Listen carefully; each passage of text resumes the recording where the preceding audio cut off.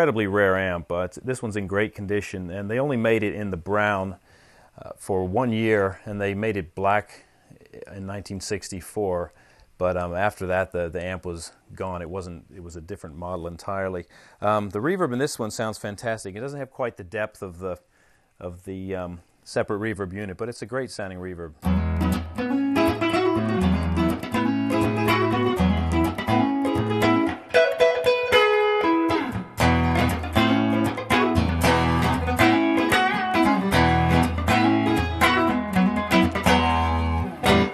It's a great sounding little amp also. It had the tremolo that Fender was famous for, and between the two of them you get a fantastic sound out of this thing. Great swampy tones.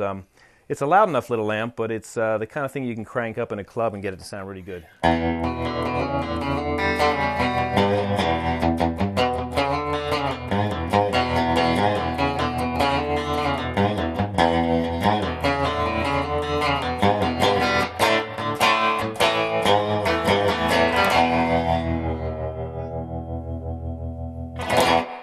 Great swampy little thing. It's a fantastic amp by any standard. But just a year later, they were moving on to the blackface style, and in fact, at the end of 1963, even they started coming out with some of these amps.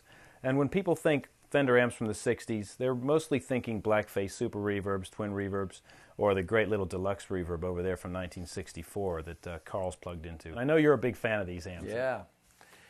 I think when Fender hit the blackface period with reverb on board, this is the golden era for Fender amps, in my estimation. I know a lot of people are fans of the tweed stuff, but I think there's something about the combo style. What you have is you've got the speakers in the cabinet reacting with the tubes, reacting with the electronics. The onboard reverb, they really perfected around this time, and this is so sweet. This is the deluxe right now.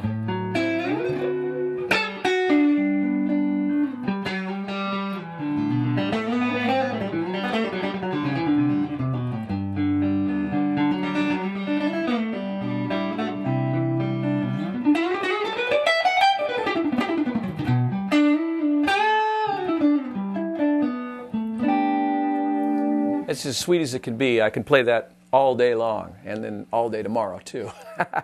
What I've got going here is I want to stress at this point that I believe, I've always felt that single coil pickups in these Stratocasters and Tellys and everything, to get a distortion sound out of single coil pickups, they're not as beefy and as powerful as the humbucker pickup. Humbuckers seem to slam the front of an amp and give you instant distortion. But with Strats and Tellys, with single coils, I think you have to work a little harder. A lot of guys use distortion pedals in front of the amps, and that's what I've got hooked up here.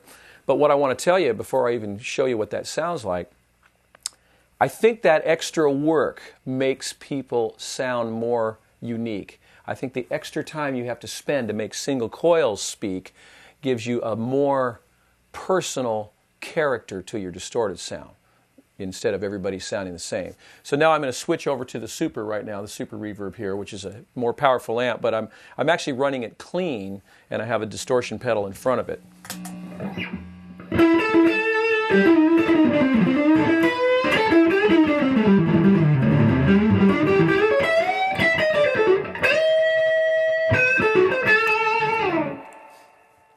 And nice little A-B system I've got going here. You probably noticed also that Carl and I are playing these gorgeous early 60s custom color Stratocasters. These custom color guitars are the kinds of things that really make collectors go ape wild. They're very, very rare, and just because of the change in paint, they're worth a lot more than a Sunburst Strat, for example, or a Sunburst Telecaster, which seems kind of crazy, but the rarity factor is what really makes these things go through the roof. I've got this fantastic Candy Apple Red Strat from about 1965. It's a transitional guitar, in fact, because it's got a slightly changed logo. We'll look at that a little bit later in detail, I think. And they also came out in, a wild range of colors. This is Burgundy Mist, which is just a gorgeous looking piece. Carl has been playing this fantastic looking Sonic Blue Stratocaster. It's just a very light blue. It's a 1963 Strat in great shape. Beautiful instrument. Yeah. I find the neck on these guitars is just the right width. They're not too narrow. Back here, you know, they really hit their stride once again in that period. I can play everything on this that I can do. You know, I can play jazz on it, rock, blues, rockabilly, country music. You can hear that.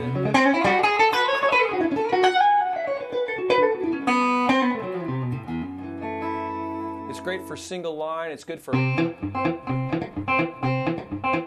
finger picking. Anything you can do on one of these, I find. The most versatile guitar ever made. Besides this Sonic Blue, there's a great color right here. This is called Inca Silver. Really a rare color. I want this.